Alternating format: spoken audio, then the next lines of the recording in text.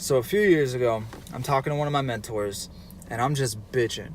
And my mentor says, Cam, let me tell you a story. So there's this monk, and I'm thinking, not another fucking monk story. And he says, shut up, idiot.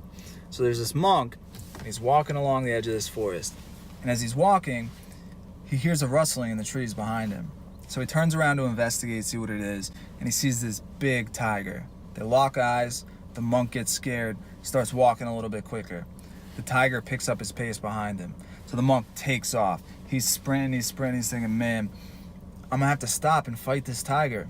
And as he's thinking that, he looks in front of him and he sees a cliff. Now he doesn't know what's on the other side of the cliff, but at least he's got options. And as he's thinking about it, he's coming up on the edge of the cliff. He's thinking, man, what do I do? What do I do? He trips and he rolls over the edge of the cliff.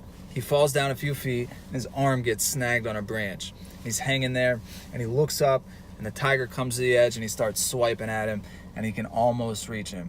So he looks up at the tiger and he looks down to see how far it is, and it's not that far, but underneath him there's a forest, and the forest is on fire, and he can feel the fire start to singe his skin. So he looks up at the tiger, he looks down at the forest fire, he says, man, what am I gonna do? And as he's thinking about it, he looks to the right of him and he sees the biggest strawberry he's ever seen in his life. And he reaches over and he grabs the strawberry. And that's it. And y'all are probably thinking what I was thinking, which is, that's the dumbest fucking story I've ever heard in my whole entire life. What happened? My mentor says, Cam, you idiot.